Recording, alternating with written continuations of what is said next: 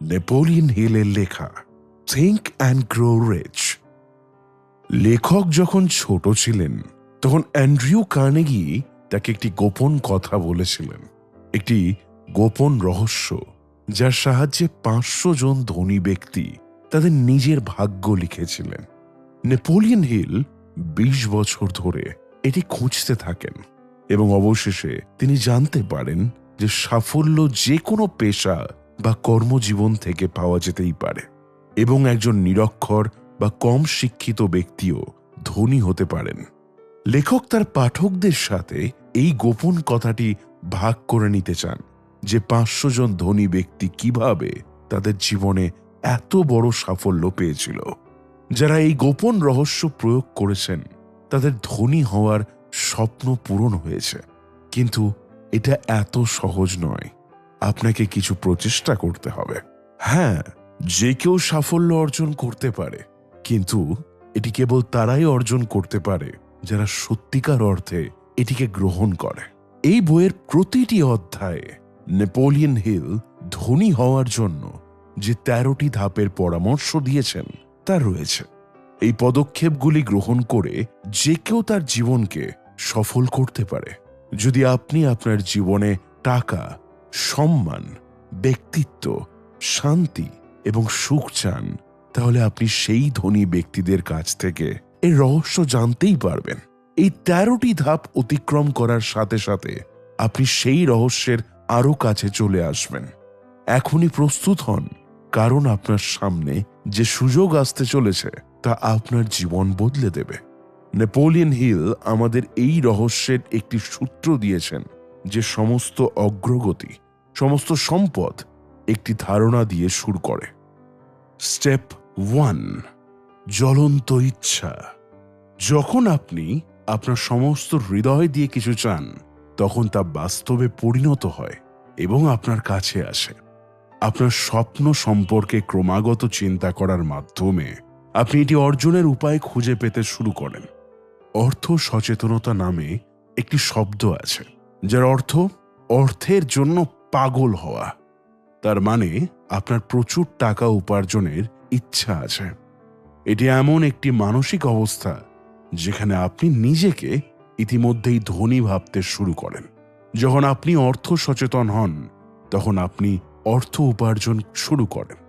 এখানে আমরা আপনাকে 6টি পদক্ষেপের কথা বলছি, যা আপনাকে অবশ্যই অর্থ সচেতন করে তুলবে।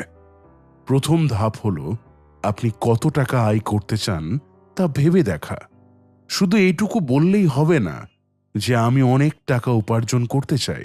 আপনার স্বপ্ন পূরণের জন্য আপনাকে একটা নির্দিষ্ট পরিমাণের কথা ভাবতে হবে।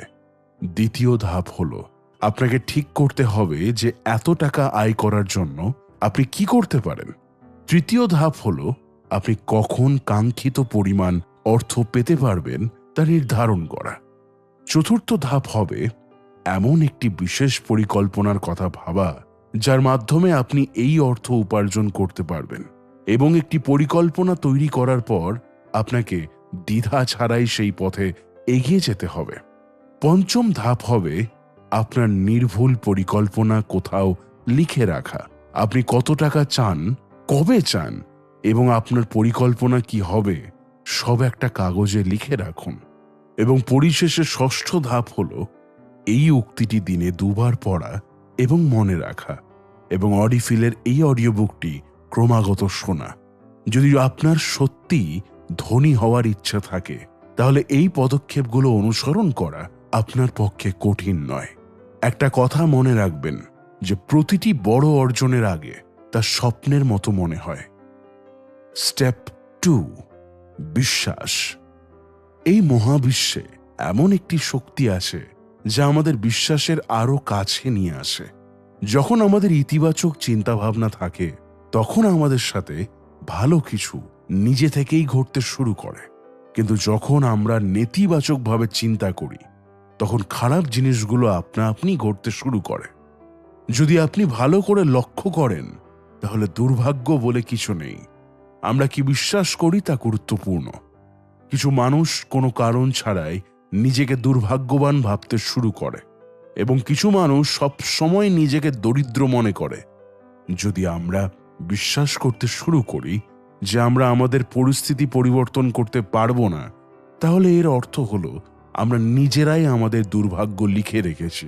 কারণ আমরা যাই সিদ্ধান্ত নিই না কেন, বাস্তবে একই জিনিস ঘটতে শুরু করবে। এখন যদি আপনি আপনার মনে ভয় এবং সন্দেহ তৈরি করেন, তাহলে আপনি সব সময় ভীত থাকবেন এবং নিজেকে বিশ্বাস করতে পারবেন না। এটি করে আপনি নিজেকে এমন একটি সীমার মধ্যে আবদ্ধ করছেন যেখান থেকে বেরিয়ে আসা কঠিন হবে। অর্থ সচেতন হওয়ার জন্য নিজের ওপর আত্মবিশ্বাস থাকা খুবই গুরুত্বপূর্ণ। মনে রাখবেন যে আপনার প্রতিটি মুহূর্তে নিজেকে দেখা, অনুভব করা এবং নিজেকে ধনী মনে করা উচিত। নিজের ওপর বিশ্বাস রাখবেন যে একদিন আপনি অনেক টাকা আয় করবেন। যারা বারবার নিজেদের গরিব বলে তারা কখনো ধনী হতে পারে না। আমরা যা হতে চাই তা হতে পারি যদি নিজেদের ওপর বিশ্বাস রাখি। আমরা আমাদের মনে যে চিন্তায় ভর করি না কেন, একদিন সেগুলোই আমাদের বাস্তবতায় রূপান্তরিত হয়। তাই আপনি দরিদ্র বা সম্পদ বেছে নেবেন কিনা তা আপনার পছন্দ। একবার আপনি ধনী হওয়ার সিদ্ধান্ত নিলে আপনার বিশ্বাস সমস্ত সীমাবদ্ধতা দূর করে আপনাকে সাফল্য এনে দেবে।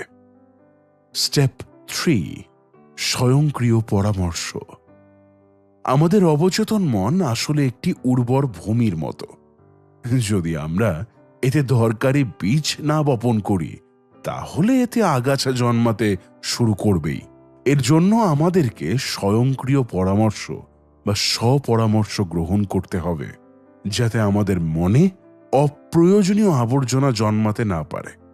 আমরা নিজেরাই এতটাই সক্ষম যে আমাদের অবচেতন মনে যে চিন্তাভাবনা আসে তা আমরা বেছে নিতে পারি। আমাদের এই অবচেতন মনই আমাদের চিন্তাভাবনাকে বাস্তবে রূপান্তরিত করে। কিন্তু এটি করার জন্য আমাদের অটো সাজেশনের মতো এটি করতে হবে। এই কারণেই বলা হয় যে আমাদের সব সময় আমাদের মনকে ইতিবাচক চিন্তাভাবনা দিয়ে পরিপূর্ণ করা উচিত, এবং যখন আমরা এটি নিয়ন্ত্রণ করতে অক্ষম হয়ে যাই তখন আমরা হেরে যাই। আপনি যা চান তা নিয়ে প্রতিদিন পুনরাবৃত্তি করুন। যদি আপনি ধনী হতে চান তাহলে এর জন্য প্রস্তুত থাকুন। এই ইচ্ছাকে আপনার অভ্যাসে পরিণত করুন। তাহলে একদিন আপনার এই অভ্যাসই আপনাকে এমন সুযোগ এনে দেবে যা আপনার সাফল্যকে বাস্তবে পরিণত করবে। আজ থেকেই নিজেকে একজন ধনী এবং সফল ব্যক্তি হিসেবে বিবেচনা করা শুরু করুন। আপনার লক্ষ্যে পৌঁছানোর পরিকল্পনা আপনার অবচেতন মনে আছে। শুধু স্বয়ংক্রিয় পরামর্শ অনুশীলন করতে থাকুন, যাতে আপনার পরিকল্পনা স্বয়ংক্রিয়ভাবে আপনার কাছে চলে আসে। এই প্রচেষ্টায় কখনো হাল ছেড়ে দেবেন না। বুঝতে হবে যে আপনি বিনামূল্যে কিছু পাবেন না। কিছু অর্জন করতে হলে আপনাকে অনেক কিছু করতে হবে। তাই আজ থেকেই আপনার মনের বাগানে ভালো ও ইতিবাচক চিন্তার বীজ বপন শুরু করুন। স্টেপ 4, বিশেষ জ্ঞান। হেনরি ফোর্ডের কোনো প্রাতিষ্ঠানিক শিক্ষা ছিল না, কিন্তু মোটরগাড়ি সম্পর্কে তার যথেষ্ট জ্ঞান ছিল। প্রথম বিশ্বযুদ্ধের সময় তিনি শিকাগোর একটি সংবাদপত্রের বিরুদ্ধে মানহানির মামলা দায়ের করেছিলেন, কারণ সংবাদপত্রটি তাকে একজন অজ্ঞ শান্তিবাদী হিসেবে বর্ণনা করেছিল। আদালতে বিচার চলাকালীন তাকে হাজার হাজার প্রশ্ন জিজ্ঞাসা করা হয়েছিল। আইনজীবী প্রমাণ করতে চেয়েছিলেন যে হেনরি আসলেই অজ্ঞ ছিলেন। আদালতে তার অর্থহীন প্রশ্নগুলিতে ফোর্ড বিরক্ত হয়েছিলেন। সে উত্তর দিল, তোমার সব প্রশ্নের উত্তর দেওয়ার জন্য আমি আমার বিজ্ঞাপন কর্মীদের এখানে রাখতে পারি। যখন আমি সবকিছু বলার জন্য লোক নিয়োগ করতে পারি, তখন আমার মাথা এত জ্ঞানে ভরে রাখার কি দরকার? ফোর্ডের উত্তর আদালতে নীরবতা সৃষ্টি করে। ফোর্ডের কোনো বিশেষ সাধারণ জ্ঞান ছিল না, তবে তার কাজ সম্পর্কে অবশ্যই বিশেষ জ্ঞান ছিল। তিনি জানতেন তার লক্ষ্য কি। সেই কারণেই যারা ভালোভাবে শিক্ষিত নয় তারাও এখনো সফল। সাধারণ জ্ঞান অধ্যয়ন করে বা স্কুলে আমরা যা শিখি তা প্রায়শই আমাদের কাছে খুব বেশি কাজে লাগে না, যতক্ষণ না আমরা সেগুলো বাস্তব জীবনে ব্যবহার করি। যদি আপনি ভালো করে লক্ষ্য করেন তাহলে দেখবেন এটি কেবল বইয়ের মতোই পড়াশোনা, ব্যবহারিক নয়। যদি আপনার কোনো কিছু প্রতি বিশেষ আগ্রহ থাকে তাহলে আপনি সেই বিষয়ে একটি সংক্ষিপ্ত কোর্স করতেই পারেন অথবা প্রশিক্ষণ নিতে পারেন। এইভাবে আপনি সেই জিনিস সম্পর্কে সম্পূর্ণ জ্ঞান অর্জন করবেন যা পরবর্তীতে আপনার ব্যবসায় কার্যকর হতে পারে। শেখা কেবল স্কুলের মধ্যেই সীমাবদ্ধ নয়, জীবনের যে কোনো বয়সে আপনি যে কোনো কিছু শিখতে পারেন। আপনি পারিবারিক সদস্য হন বা পূর্ণকালীন চাকরি করুন না কেন, আপনি অবশ্যই আপনার দক্ষতা শেখার জন্য সময় বের করতেই পারবেন। বিশেষায়িত জ্ঞান থাকা ভালো, কারণ এতে আপনি জানতে পারবেন আপনার কি শেখা দরকার এবং ভবিষ্যতে আপনার কি কাজ করতে হবে। আপনার দক্ষতা উন্নত করা খুবই গুরুত্বপূর্ণ। প্রায়শই কর্মী নিয়োগের সময় কোম্পানিগুলি কেবল তাদের যোগ্যতার দিকেই নজর দেয় না, বরং তাদের ব্যক্তিত্ব বিবেচনা করে। আপনি মানুষ বা গ্রাহকদের সাথে কেমন আচরণ করেন অথবা পরিস্থিতি কিভাবে সামলান, এই সব বিষয়ও দেখা যায়। একজন সফল মানুষ শিক্ষিত নাও হতে পারে, কিন্তু তার অবশ্যই একটি বিশেষ উচ্চাকাঙ্ক্ষা এবং ব্যক্তিত্ব থাকে। মনে রাখবেন, যে ব্যক্তি স্কুল শিক্ষাকেই সবকিছু মনে করে এবং শেখা বন্ধ করে দেয়, সে সর্বদা একজন সাধারণ মানুষই থাকবে। সে হয়তো একটা পদ অর্জন করতে পারে, কিন্তু সাফল্য তখনই আসে যখন আপনি জীবনে কিছু না কিছু শিখতে থাকেন। স্টেপ 5, কল্পনা। এটা অনেক পুরনো গল্প। একবার একজন বৃদ্ধ ভারতীয় ডাক্তার একজন রসায়নবিদের দোকানে গিয়েছিলেন। সে দোকানে কর্মরত কেরানিকে বলল যে ডাক্তারের কাছে একটি কেটলি এবং কেটলিতে তৈরি পানীয়টি নাড়াচড়া করার জন্য একটি কাঠের প্যাডেল এবং একটি জাদুকরী সূত্র আছে। এই 3টি জিনিস ব্যবহার করে কেরানি ধনী হতে পারে, কিন্তু এর জন্য তাকে ডাক্তারকে $500 দিতে হবে। এই কথা শুনে কেরানি 3টি জিনিসই $500 কিনে নিল। ডাক্তার কেরানির কাছ থেকে $500 নিয়ে চলে গেলেন, কারণ এই টাকা দিয়ে ডাক্তার তার সমস্ত ঋণ পরিশোধ করতে পারতেন এবং আরামে জীবনযাপন করতেই পারতেন। সেই তরুণ কেরানি তার জীবনের সঞ্চয় সেই সূত্রে বিনিয়োগ করেছিল। সেই কাগজে লেখা জিনিসগুলো মিশিয়ে সে একটা জাদুকরী সূত্র তৈরি করল। তিনি সেই সূত্রের মাধ্যমে এক ধরনের সোনা খুঁজে পেয়েছিলেন, যার সাহায্যে তিনি বিশাল এক শিল্প শুরু করেছিলেন এবং যার ফলে লক্ষ লক্ষ লোকের কর্মস্থান হয়েছিল। এটি দক্ষিণের একটি ছোট শহরকে একটি ব্যবসায়িক রাজধানীতে রূপান্তরিত করে। তুমি কি জানো ওই কেটলিতে কি মিশ্রণ তৈরি হয়েছিল? Coca Cola. হ্যাঁ, সেই মিশ্রণ থেকে তৈরি জিনিসটি ছিল কোক, অর্থাৎ সবার প্রিয় কোকা কোলা। এবং যে কেরানি এই মিশ্রণটি তৈরি করেছিলেন তার নাম ছিল আসা ক্যান্ডলার। কিন্তু কোকা কোলার সাফল্যের রহস্য সেই কাগজের টুকরো ছিল না, ছিল আসা ক্যান্ডলারের কল্পনা।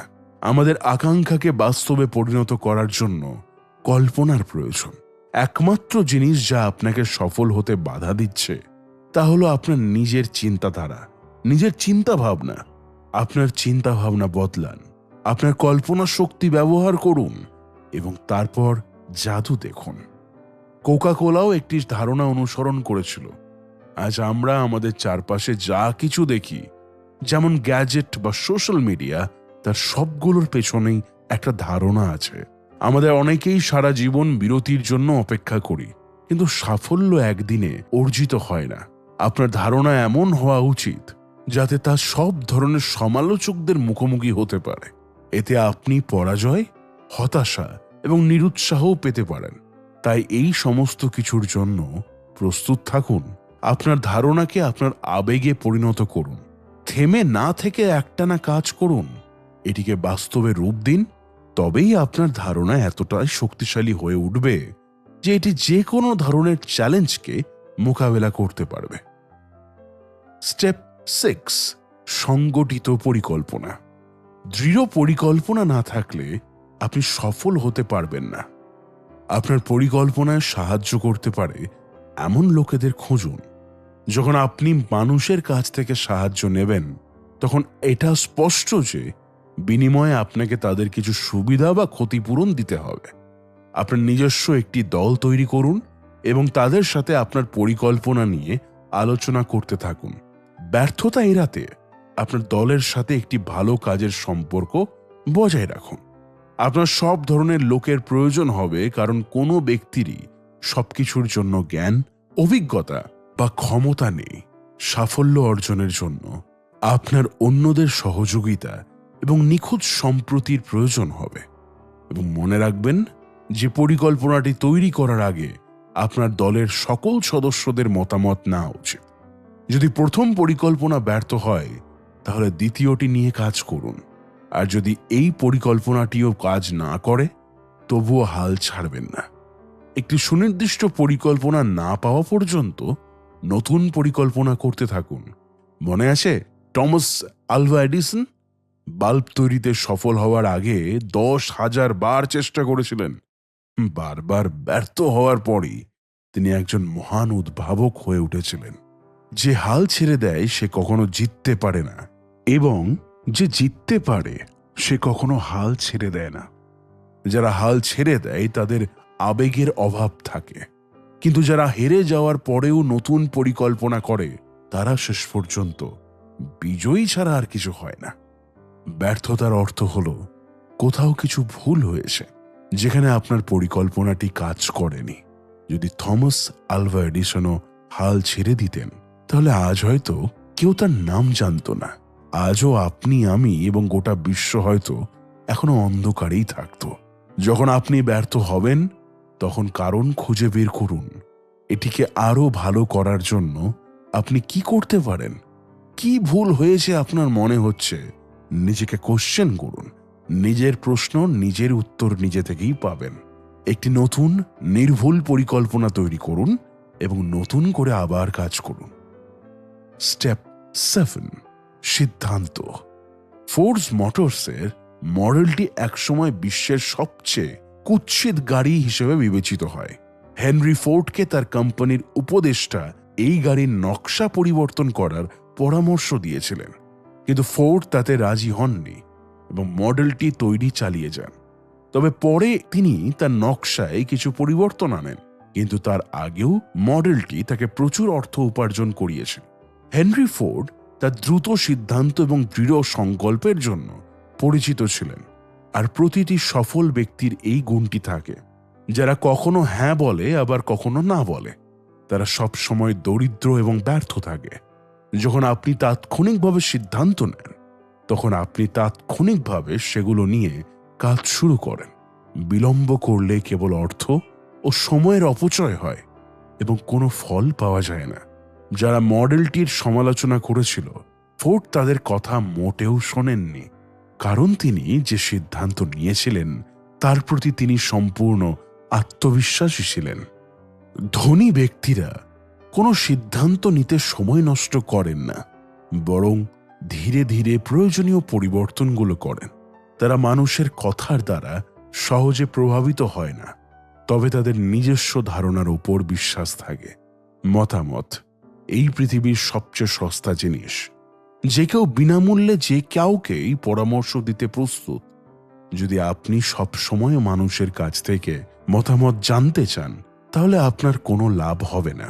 বেশিরভাগ মানুষই আপনাকে এমন বোকা বোকা মতামত দেবে যা আপনাকে অনুপ্রাণিত করার পরিবর্তে কেবল নিরুৎসাহিতই করবে, এমনকি যদি সে আপনার ঘনিষ্ঠ বন্ধু বা আত্মীয় হয়। তাই শুধুমাত্র আপনার মাস্টারমাইন্ড গ্রুপের সাথে পরামর্শ করুন। শুধুমাত্র আপনার দলেরই আপনার সাথে সম্পূর্ণ সহানুভূতি এবং সম্প্রীতি রয়েছে, কারণ আপনার উদ্দেশ্য একই। আপনার দলের সদস্যদের বিজ্ঞতার সাথে নির্বাচন করুন। আমরা আসন্ন অধ্যায়গুলিতে মাস্টারমাইন্ডের শক্তি ব্যাখ্যা করব। আপনার নিজস্ব একটা মন আছে, তাই এটি ব্যবহার করুন। সফল হওয়ার জন্য আপনার ভেতরে থাকা আগুনের ডাক শুনুন। ভালো সিদ্ধান্ত নেওয়ার অর্থ হলো আপনি কি চান তা জানেন।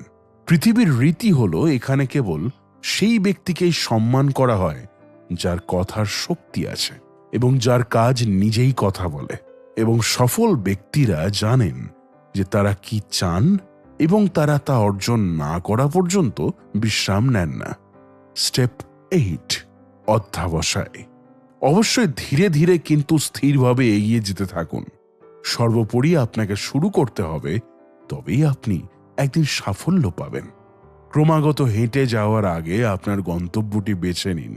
আপনি কি অর্জন করতে চান এবং কেন, এটা জানা খুবই গুরুত্বপূর্ণ। তবেই আপনি প্রেরণা পাবেন। নিজের ওপর বিশ্বাস রাখুন যে আপনি এটা করতে সক্ষম। আপনার কাছে এমন দক্ষতা এবং জ্ঞান রয়েছে যা আপনাকে সফল করে তুলতে পারে। নিজের জন্য একটি সঠিক পরিকল্পনা তৈরি করুন। যারা এই পরিকল্পনায় আপনাকে সাহায্য করেছেন তাদের সাথে সুসম্পর্ক বজায় রাখুন। আপনার ইচ্ছা শক্তি পরীক্ষা করুন এবং তারপর আপনার পরিকল্পনার ওপর মনোযোগ দিন। প্রথমত, আপনার মন থেকে ভয় দূর করা গুরুত্বপূর্ণ। যে ভয় পায় সে কিছুই করতে পারে না। এমন অনেক মানুষ আছেন যারা একটি বড় বিরতির জন্য অপেক্ষা করছেন। একটি স্বপ্নের চাকরি বা ব্যবসার সুযোগ তাদের জন্য একটি বড় বিরতি হতে পারে, কিন্তু এই ধরনের লোকেরা হতাশই থেকে যায়। বিরতি পেতে হলে সমান প্রচেষ্টা করতে হবে। এটা হঠাৎ করে অর্জন করা যায় না, কিন্তু আমরা যখন এর জন্য একটি পরিকল্পনা তৈরি করি এবং এর পথে এগিয়ে যাই, তখন আমরা আমাদের বড় সুযোগ পেতে পারি। এখন এমন কিছু মানুষ থাকতে পারে যারা তাদের প্রবল ইচ্ছা এবং বিশেষ পরিকল্পনার কারণে এই সুযোগটি পেয়েছিলেন, কিন্তু সফল হতে পারেননি। কেন এমন? কারণ তারা সহজেই হাল ছেড়ে দিয়েছে। একবার ব্যর্থ হওয়ার পর তারা হাল ছেড়ে দেয় এবং পরিকল্পনাটি ত্যাগ করেন। কিন্তু তারা ভুলে গেছেন যে এই পরাজয় ক্ষণস্থায়ী। পরাজয়ের একটাই উত্তর, আর তা হলো এগিয়ে যাওয়া। কখনো কখনো মনে হয় যেন কোনো লুকোনো পথপ্রদর্শক আমাদের পরীক্ষা করার জন্য আমাদের পথে এত বাধা সৃষ্টি করে। আমাদের পরাজয় আমাদের ইচ্ছা শক্তির পরীক্ষা নেওয়ার একটি উপায় মাত্র।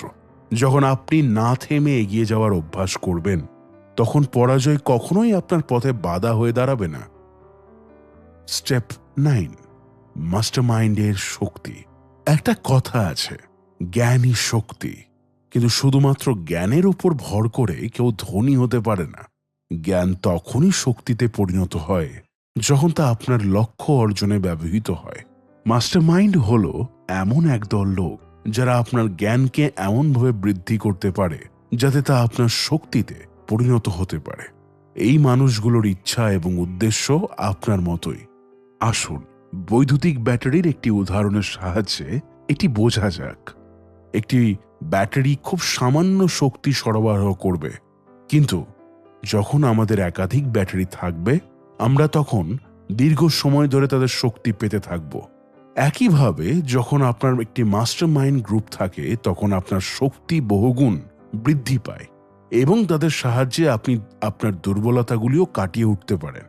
কর্পোরেশন গঠনের আগে হেনরি ফোর্ডও একজন দরিদ্র, নিরক্ষর এবং অজ্ঞ ব্যক্তি ছিলেন, কিন্তু তিনি 50 জন বিশ্বস্ত লোকের সাহায্যে তার ব্যবসা পরিচালনা করতেন, যারা তার মূল পরিকল্পনাকারী ছিল। টমাস এডিসনের সাথেও তার বন্ধুত্ব ছিল। ফোর্ড এই বিশ্বস্ত এবং মহান বন্ধুদের সাথে খুব গুরুত্বপূর্ণ এবং সহায়ক সম্পর্ক বজায় রেখেছিলেন। তার দক্ষ মাস্টারমাইন্ড গ্রুপের কারণে হেনরি ফোর্ড তার দারিদ্র্য কাটিয়ে উঠতে সক্ষম হয়েছিলেন এবং একজন সফল ব্যবসায়ী হয়ে উঠেছিলেন।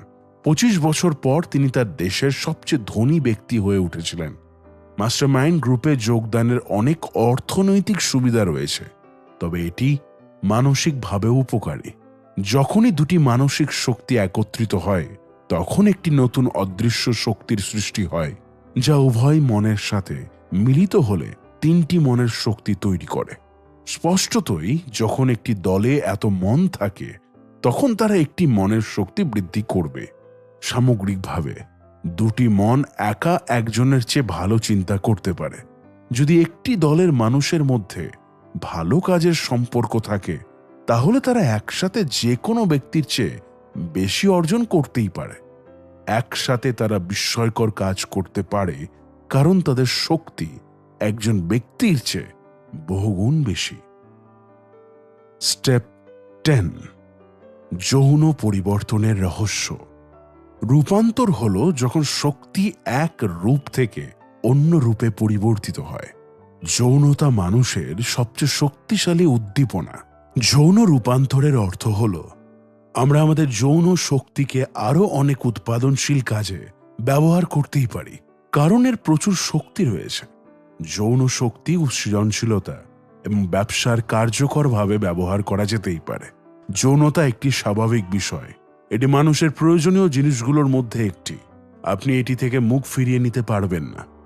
যদি এটি নিয়ন্ত্রণ না করা হয় তবে এটি ধ্বংসাত্মক অস্ত্রে পরিণত হয়, কিন্তু যদি এটি ইচ্ছা শক্তির মতো ব্যবহার করা হয় তবে এটি দিয়ে অনেক কিছু অর্জন করা সম্ভব।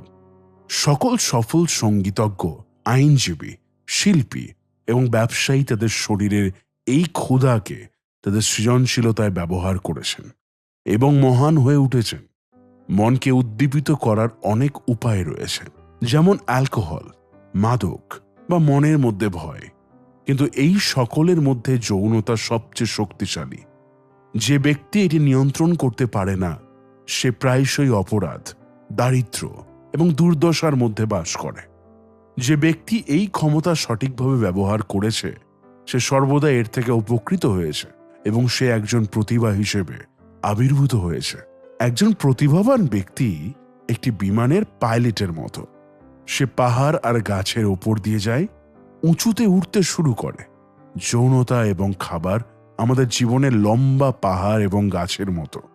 একজন প্রতিভাবান ব্যক্তি এই বাধাগুলি অতিক্রম করে নিজেকে মুক্ত করেন।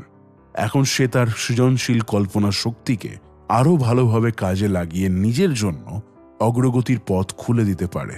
আমাদের সৃজনশীল কল্পনা শক্তি ষষ্ঠ ইন্দ্রিয়ের মতো। আমরা যত বেশি এটি ব্যবহার করব এটি ততই উন্নত হবে।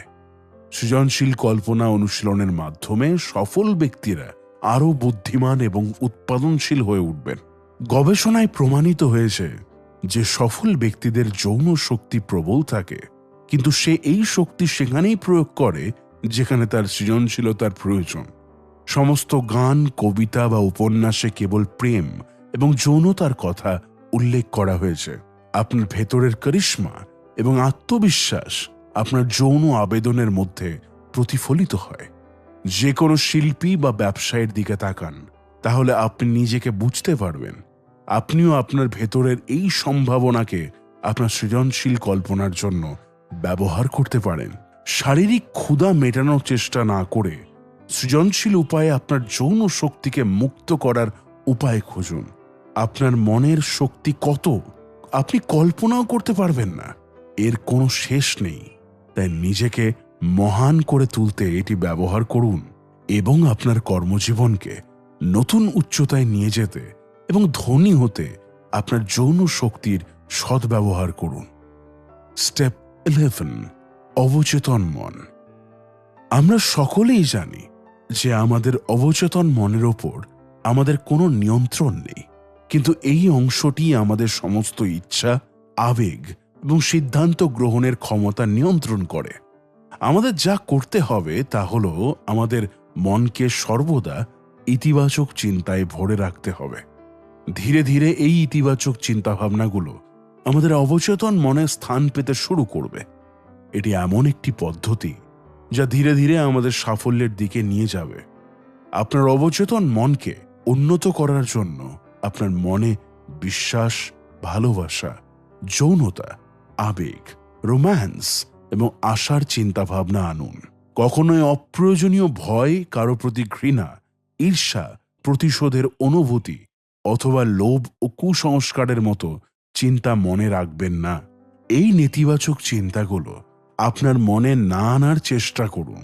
নেতিবাচক চিন্তা করে আপনি কখনো সাফল্য পেতে পারবেন না এবং ধনীও হতে পারবেন না। এটি আপনাকে আরও দারিদ্র্যের জলাভূমিতে ডুবিয়ে দেবে।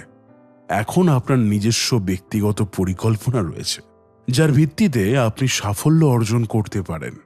আপনি জানেন কিভাবে ধনী হতে হয়, কিন্তু সেই পরিকল্পনা এখনো আপনার অবচেতন মনে আটকে আছে।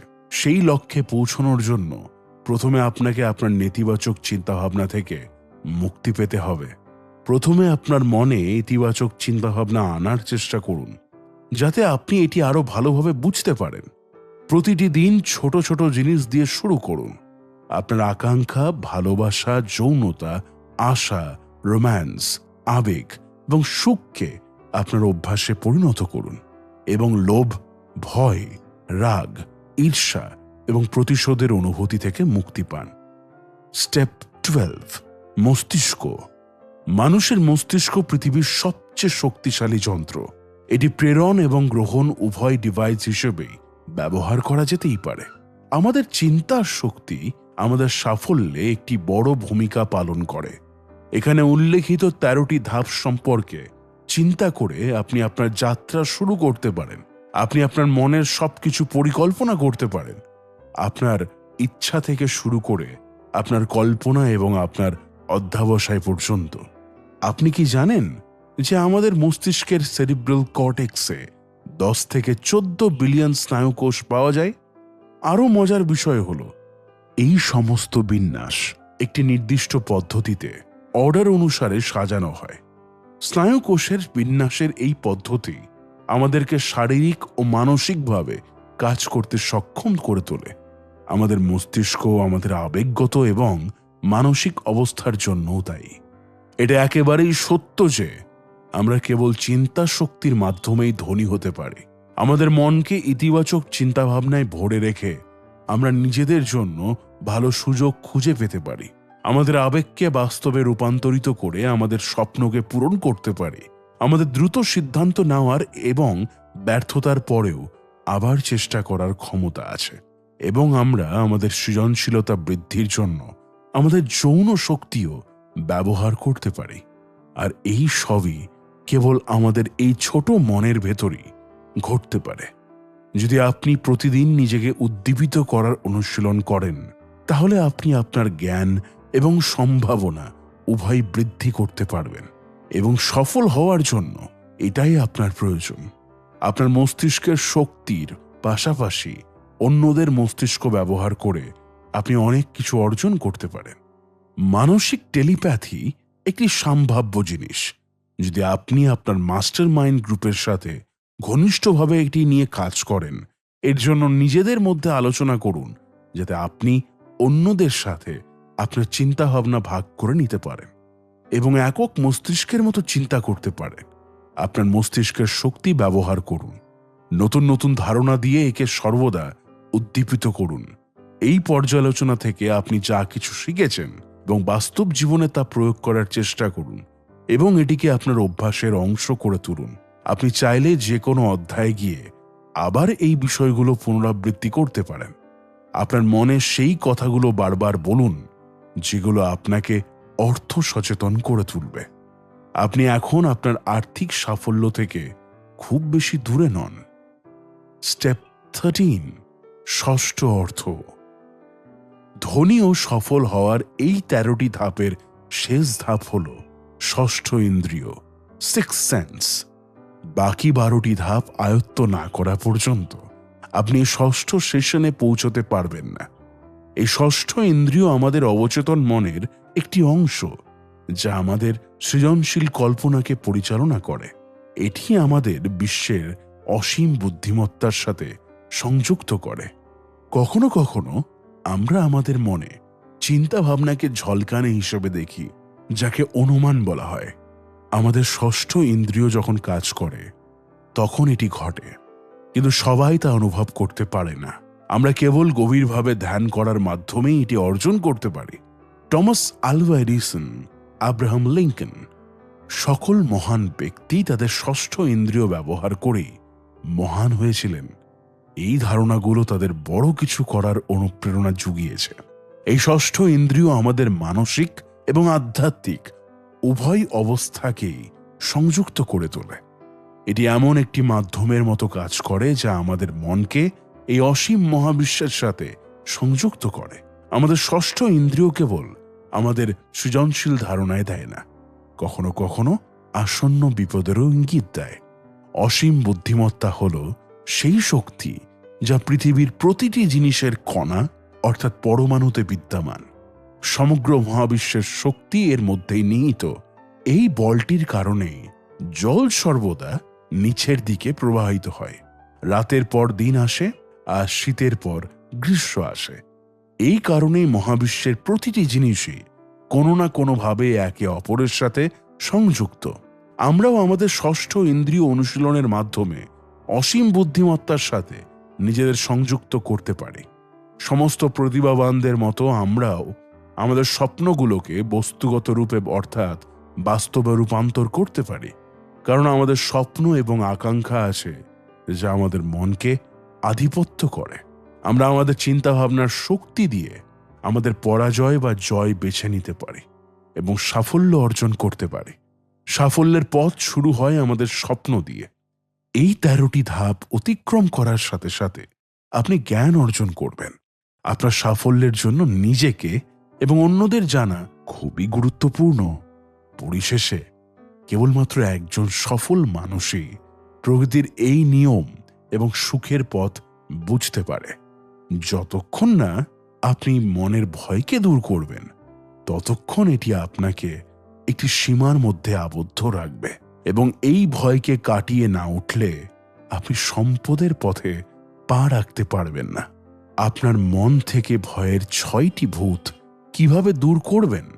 কিছু লুকোনো শত্রু আছে যারা আমাদের ধনী হতে দেয় না, আর সেই শত্রুগুলো হলো বিভ্রান্তি, সন্দেহ, উদ্বেগ এবং নেতিবাচক চিন্তাভাবনা। যদি এই চিন্তাগুলোর একটিও আপনার মনে থাকে, বাকিগুলো আপনা আপনিই চলে আসবে, যদি না আপনি তাদের সাথে যুদ্ধ করে তাড়িয়ে